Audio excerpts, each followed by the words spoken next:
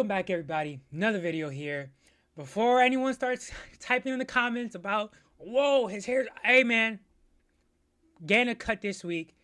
I'm gonna be looking so fresh, so clean, and the next video too.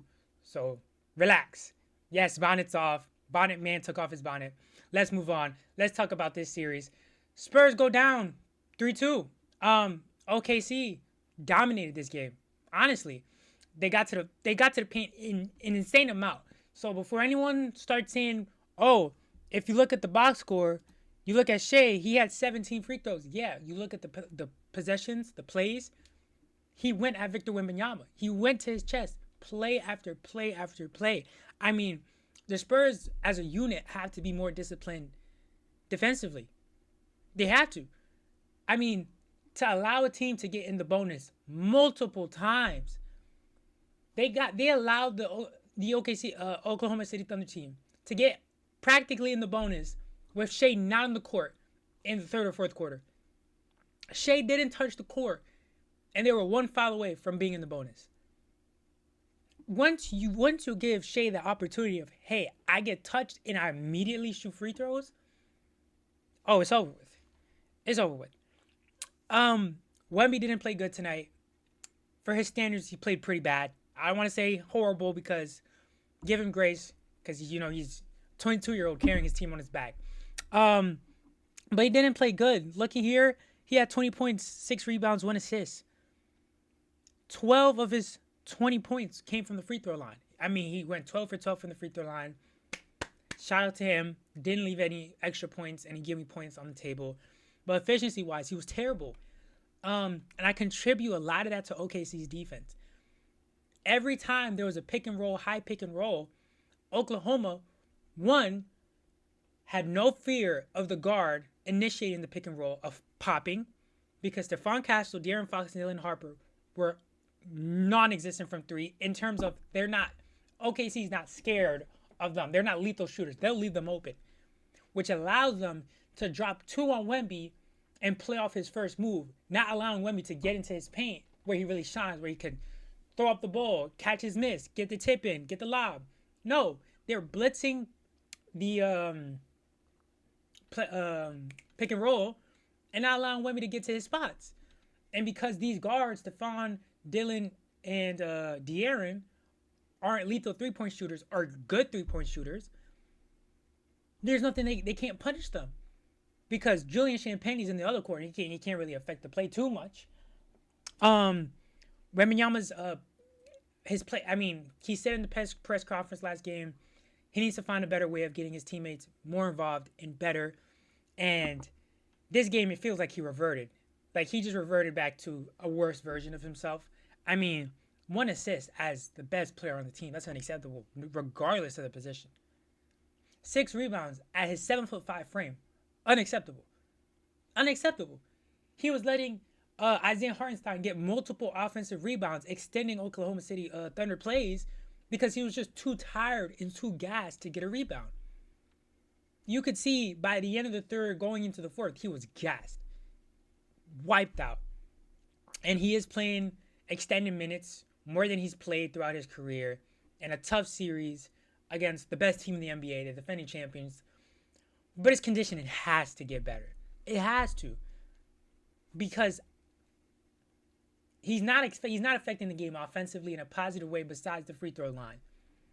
And if you're not closing out possessions for your team, getting your teammates involved, and defensively, you're getting picked apart by Oklahoma. Oklahoma was picking these guys apart defensively. That defensive intensity that they had in the previous games that they won was just not here today. Before, the Spurs wings and guards were all playing like they had something to prove. They were playing in sync. Now, this game was all out of whack. I mean, Oklahoma had an amazing shooting night for this game. I mean, they shot 50% from 3. We know Oklahoma, that's not Oklahoma's strongest suit, definitely. But I mean, Jared McCain is just outplaying these Spurs guards. He is. Besides Stephon Castle, he outplayed Dylan Harper and De'Aaron Fox combined. And De'Aaron Fox, he has to be better.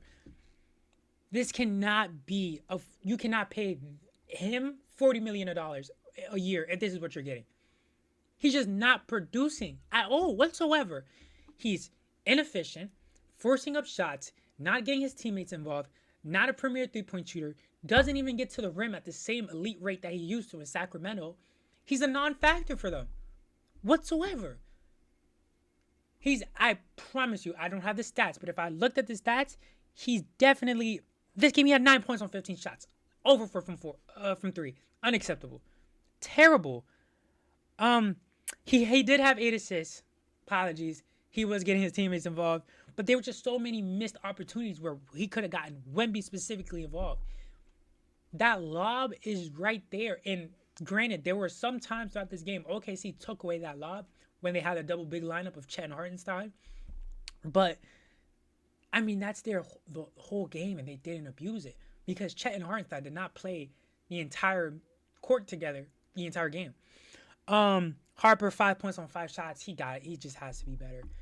And we understand he's a rookie. I've said this multiple times. We give him grace for he's a rookie. But at the end of the day, he's part of a team trying to win a championship. You got to give them better minutes than that. And 25 minutes to have 5 points as a lead guard, unacceptable. 1 for 3 from 3, unacceptable. The Spurs team let Wemby down, except Julian Champagnie, who was the only person making shots, who this entire series was terrible. I was very critical of his outside shot and his shot selections. This game, he had like a 11-0 personal run, it felt like, in the first quarter. But no one else really helped out besides Stephon Castle, 24 points, 6 assists, 5 rebounds. You look at the game log, Chet, 16 points, 11 rebounds on 6 of 9 shooting. This is at what I asked. I'm not asking Chet to give me 30 a game. I don't even want 20. I don't even want 20. If you give me a double-double on great efficiency while playing great defense, that's all I ask for Chet, because in my eyes, he's not the second option on the team. That's J-Dub.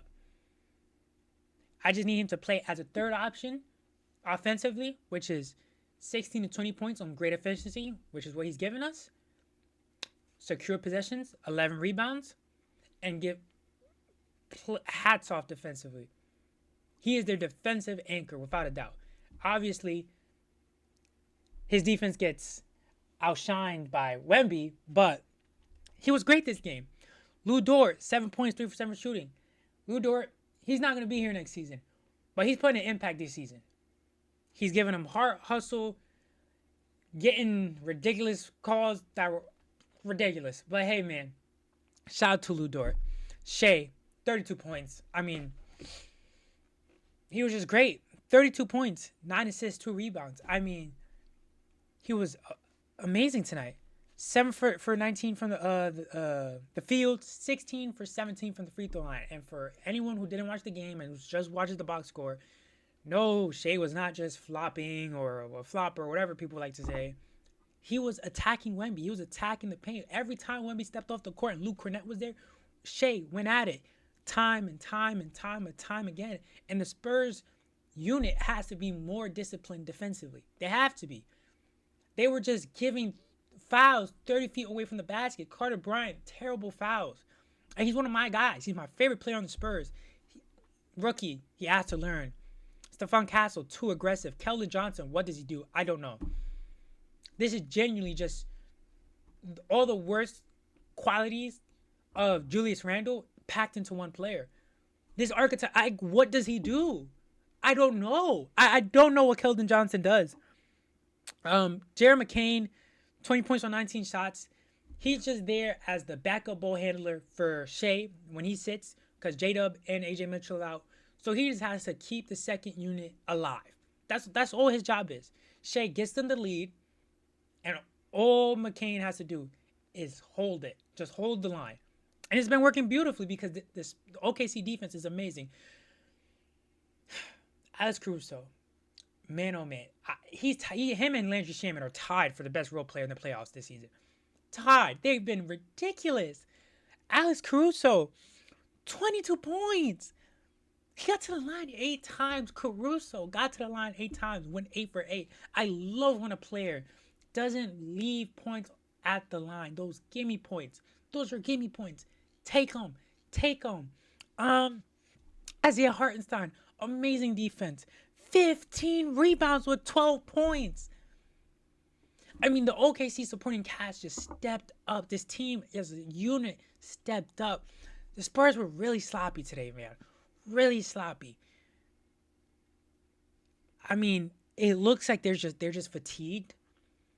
Wemby's just settling. He's not aggressive. He's tired. All these guys are tired. OKC's like, hey, we've been here before. The finish line is right ahead of us. We can go back to back. First team since the Warriors to go back to back. And they just look so much more engaged and focused. Hey man, I will make it very clear. I had Spurs in 6. OKC's proving me wrong, clearly. They're up 3-2. And my early prediction is I think OKC got this next game. I mean, just the way the Spurs are, they're just tired, exhausted. But we'll see at that home crowd in San Antonio how it looks, because that is a crazy crowd. Crazy crowd. So we'll see how it looks. That being said, that's the video. Like and subscribe. Peace.